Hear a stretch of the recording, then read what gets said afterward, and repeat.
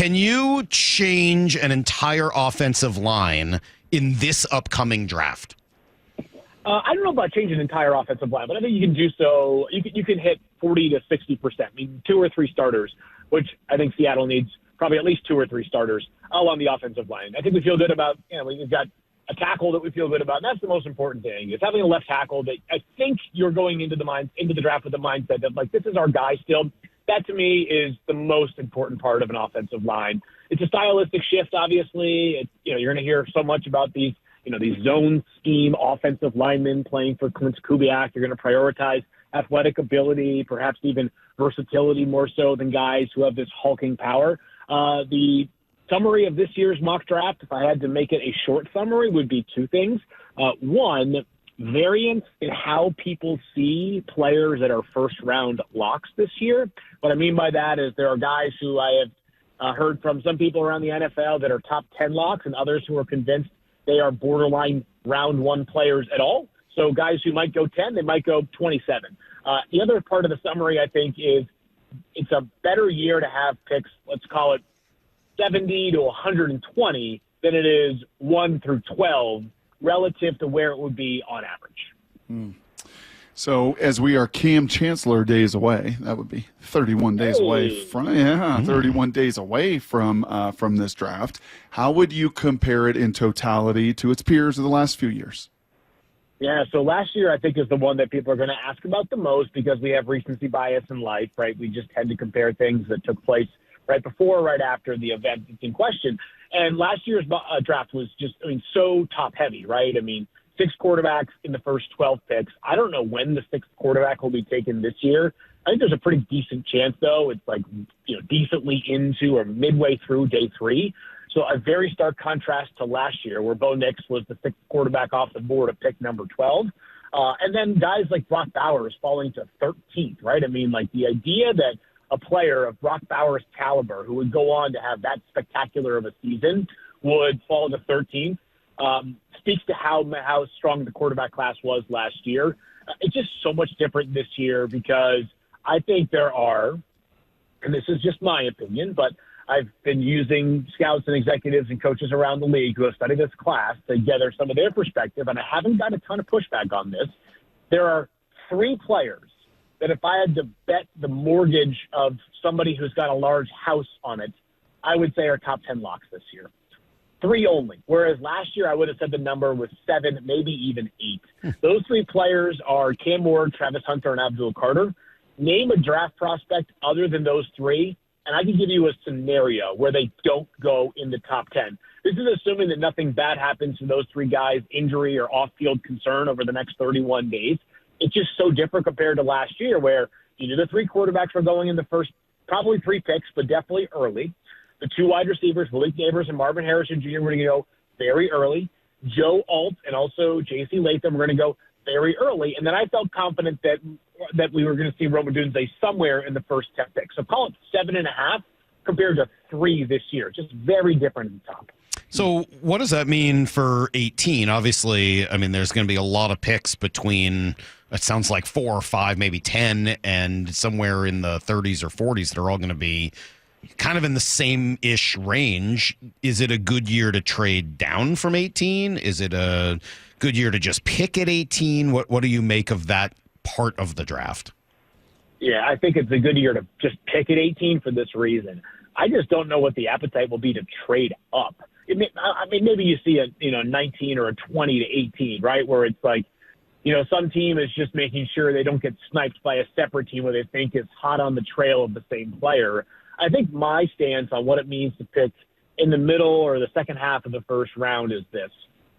I don't want to hear people saying, if I tell you Gray Zabel would make a ton of sense at number 18, that's too high for Gray Zabel. According to who? Who's saying that's too high for Gray Zabel? By the way, he might not be there when the Seahawks pick at number 18. The Dolphins at number 13 would make some sense for Gray Zabel. I thought about him in a few spots ahead of the Seahawks at 18. And this is in a class where it's like, you've got so many established, bona fide blue chippers that you got to get through them first before you can take that second tier of guys. I think that second tier and whatever that third tier is just much wider than normal. So you're going to see teams who feel as though the player they get at 18 is similar to the one they get at 32, The problem is if a lot of teams feel that way, then no one's going to be motivated to move up from 32 to 18 because they're going to feel as though patience will prevail for them. ESPN and Belmont Hill's finest, Field Yates, on with us here on this Monday morning. Yes, you are. Did I read somewhere, Field, that this year has also been a bit of an outlier in the sense that with the new league year beginning, we have not seen any like first-round trade for a player or first-round movement? Did I read that somewhere that as we sit here today, why is that? Why would you surmise that's the case?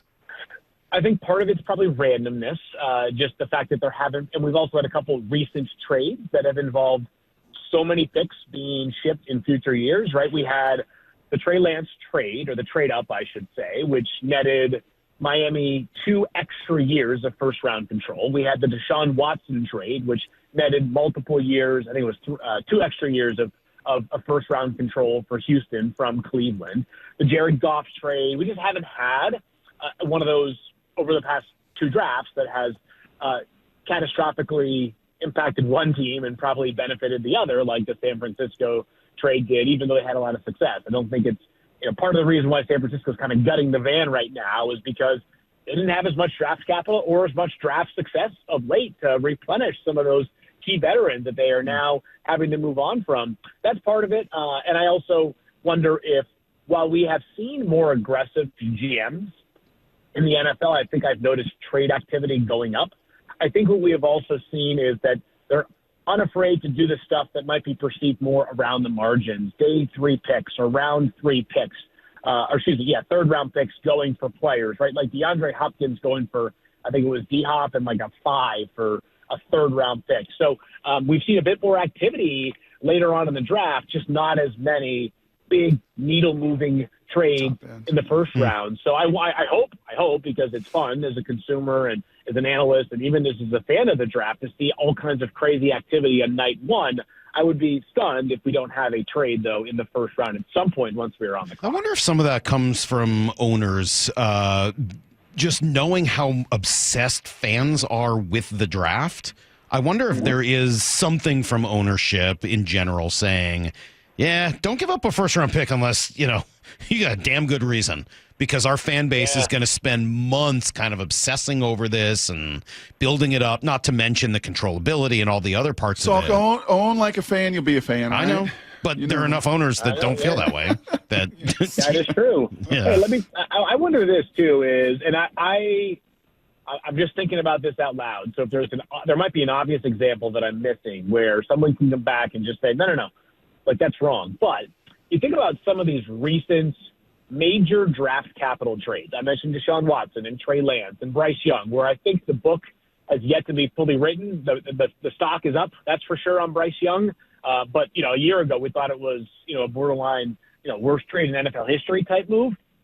There's not a lot of evidence that those moves often pay off, right? Like if you go back and look at what Buffalo traded to get up to take Josh Allen, like you're like, dang, that's it, right? Like I think it was 12-7. And they got the guy who just won the NFL MVP and is now the richest quarterback, I think, on an average annual basis or guaranteed money, whatever it is for Josh, whichever metric we're using these days. So, and the Patrick Mahomes deal, that was an extra one, which definitely has some risk, but it's not nearly as risky as these multiple one deals are. That could be part of it, too, is just that while if it works out, no one is going to ever bat an eyelash at paying the premium required to acquire a quarterback. If it doesn't work out, it sets your franchise back so many years and probably puts the person who made the trade in serious peril of losing the job. I mean, where would you put the Russell Wilson? I mean, that worked out for Denver, right? It made multiple. About as well as the Jamal Adams one worked out for the Seahawks. Yeah. I mean, I guess Seattle has been on the right side of a couple of those, huh? Right side of one, wrong side of the other, unfortunately. Not so good on the Jamal one. Hey, just since you're bringing up trades, there have been kind of a few big ones here in Seattle recently. Geno Smith, DK Metcalf, both out, Sam Darnold in. What is your general takeaway? How have the Seahawks done here in the last couple of weeks?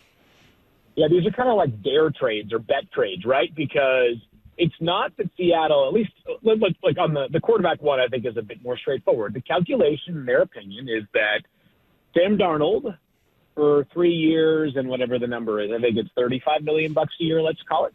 3 years and $35 million a season at 28 years old in this system, plus an extra third-round pick, is more valuable than Geno Smith on – I imagine they'll get an extension done, he and the Raiders, and I imagine it'll be more than Sam Darnold. I think it'll be more – I think it'll start with a 4. So you get the age, you get the savings on the salary, and you get the draft pick, and potentially you believe the system fit. Do I think it's a slam dunk? No, but do I think that Sam, for much of last year, looked like the kind of guy that would be worth $35 million a year without blinking? Yes, I do. So the DK one, there's got to be more. I know the Cooper Kupp was signed, but I don't think that's a one-for-one substitution when you consider how different they are stylistically. But maybe they just feel like in the Clint Kubiak offense, they could get that vertical presence from Marquez Valdez-Scantling. Put it this way. I don't think anybody at the end of this upcoming year, because we don't give these things multiple years, I don't think anybody at the end of this upcoming year is going to say, it worked out fine. It's going to be either it was brilliant, it was a masterstroke, we all should have, put more trust and faith into the process, or everybody is going to say, why the heck did we get rid of DK Metcalf and Geno Smith? That was the dumbest thing we've ever done. So, I probably am cut from a cloth where I tend to give deference to the teams because these moves aren't made, I would say, just sort of willy-nilly. But it's a big bet on Sam Darnold, and we'll see on that pick 50 or 51. I apologize for not remembering exactly which one it is from Pittsburgh. It's a big bet. It takes some stones, that's for sure. Yeah, and I think we've seen that John's been willing to do that over his 15 years here. We're on the precipice of opening day for the Seattle Mariners, a Major League Baseball starting. So I'll frame it in that kind of way with this question: what would be a home run pick at number 18 for Field Yates and the Seattle Seahawks? Like, wow, that is a home run. And what, in your estimation, would be a bit of a swing and a miss? Yeah, by the way, I went to opening day last year in Seattle. It was the night of UW Pro Day. Phenomenal. Love that. Great atmosphere. I am the idiot who didn't realize that just because they had roof coverage doesn't mean that the building is enclosed. So I was wearing like a flannel and a vest, and I was freezing by about the second inning.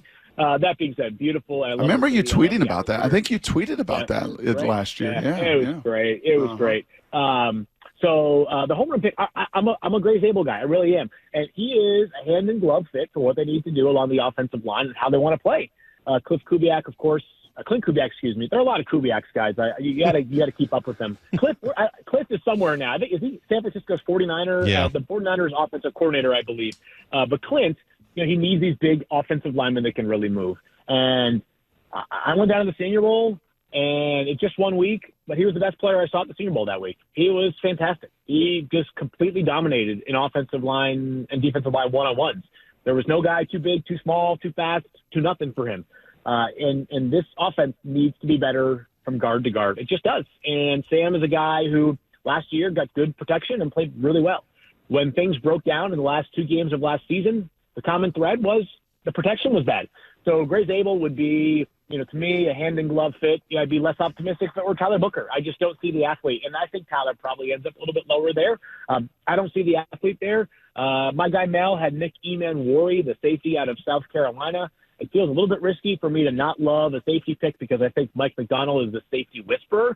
I am not as bullish as some on Eman-Wari. He is a tremendous athlete. I think that I still have some concerns. And when you're talking about guys that are going to go in the first 20 to 25 picks, these are nitpick concerns, right? A little tighter in the hips than some of these first-round safeties that we have seen in recent years. But there's no two ways about this. The proactive athleticism is second to none, maybe in the entire class. See, I keep saying this, and this is not a Seattle thing. He's the DK Metcalf of this year's draft on defense. That's how physically talented he is. He is truly special in that regard. You mentioned that you think Geno will get a deal done in Vegas. Will he? I mean, I only asked because it's now been 2.5 weeks since that trade went down, and crickets. We haven't heard anything. And if I'm DK Metcalf, I'm going to continue to say until you're Geno. I'm sorry, if I'm Geno. Sorry about that. Yes, I continue to just look at at what's going on in San Francisco and saying they offered Brock Purdy $45 million. I'm not going to settle for one dime less than that. Yeah, so here's what this is going to be a little bit of cap nerdum here.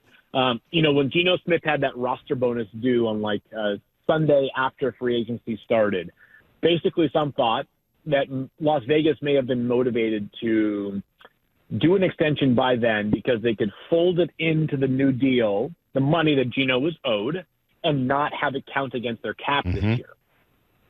Vegas has a different sort of mindset and structure with their cap. They are unafraid to take on big hits in year one of deals, and then things tend to decline. Max Crosby, who, of course, now makes tons of money, is a good example of that. He's their best player. He's their highest paid player for now. He has a massive year one cap hit. If Geno had been traded to Philadelphia or Cleveland or New Orleans or one of these teams that tries to shrink the cap hit down to the absolute minimum that it can in year one, I would have expected a deal to get done. But Geno's got a lot of leverage, I would think. I mean, he's the answer to their quarterback problem. They traded away a third-round pick, which is not a one, but it's also not nothing. So I still expect the deal to get done. I think maybe some of it was just the team's comfort level in taking a bigger year one cap hit than a lot of how the NFL structures their deal. Yeah, we've been around him a little bit, though, Field. I would say from eyewitness account and firsthand testimony, like he wants his money, and he will be willing to play a little hardball to get that bag. Yeah, he's got some leverage, too. He does. He got a little bit of leverage. Hey, along those lines, Salk's favorite guy, A-Rod, does he end up in Pittsburgh? And if so, I'm trying to look at the calculus around the league. Where does Russell Wilson land? Does he have a spot still for him to go and play in 2025? And here's what I'd say is we're at the point now where, we can legitimately play the math part of it, right? It's like, how many veteran quarterbacks are there? How many seats, so to speak, are there available? I think Cleveland is if I had to take a guess right now, it's probably Cleveland. He's had the visit there. I'm not saying that the Giants signing Jameis Winston immediately precluded them from signing Russell Wilson as well. It just felt like there is less room for veterans, especially if they're going to draft a quarterback at 3, which my inkling tells me they will. Cleveland seems a little bit less deterred to take a quarterback at 2. They did obviously trade for Kenny Pickett. That doesn't really move the needle for me. So, I just am I think Cleveland makes more sense. But, gosh, talk about how a career can pivot along. A guy you thought probably a half a decade ago is going to be in Seattle for the full span of his career and lead the team to a ton of wins, and now seems like a real chance he's on the 4th team in 4 seasons. So life does come at you fast in the NFL. I'm just imagining Russell Wilson and Jameis Winston in the same quarterback room. I got to tell you, man, I don't know how that works. Brian Dable? I don't know how that happens. Yeah. Can you say that out loud and then picture it? That would be quite the quarter. Can we do off-season Hard Knocks again for them? I know they've already said no, but if we can find a way to make that happen, or in-season Hard Knocks, I don't care what version it is. Give me some Hard Knocks with the Giants. That'd be unbelievable. Hey, since we talked a little briefly about Sam Darnold, and we're going to spend a lot of time talking about him here in the next year, what does he need to be successful? I think protection up front is going to go a long way. And if he has that protection, I think Sam can do it. Sam, and he's polarizing, obviously. But for those that never sold their Sam stock, last year was really cool. It was a really cool, sort of confirming moment that Sam still has a lot of the goods to be a very solid starter in the NFL, right? Which I think $35 million a year is reflective of.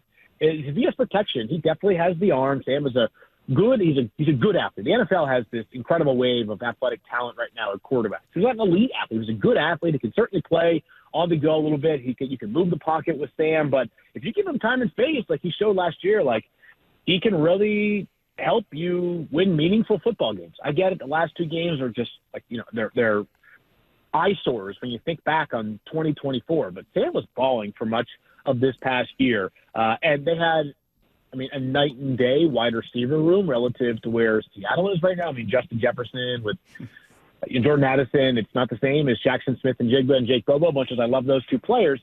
So the weapons are going to be a downgrade for sure with Sam. That being said, if you solidify things up front, I do think he has the processing skills, the athletic ability, the arm, and I think he's actually seen a lot of stuff now. I will give that for Sam. He's seen a lot of stuff, both the good and the bad. That the curveballs, I think, are going to be less frequent for Sam compared to where they were early in his career.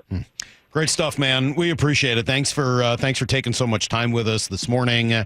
Make sure you follow Field all the way up to the draft and beyond. It's going to be a fun one, man. Only 3 guaranteed picks in the top 10. That's pretty crazy. Yep. So thank you. We appreciate it, and we'll certainly talk soon.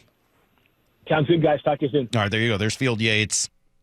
Well, we really do appreciate you guys watching our videos. And remember, you can like it, you can subscribe it, you can download the Seattle Sports app so you never miss a minute.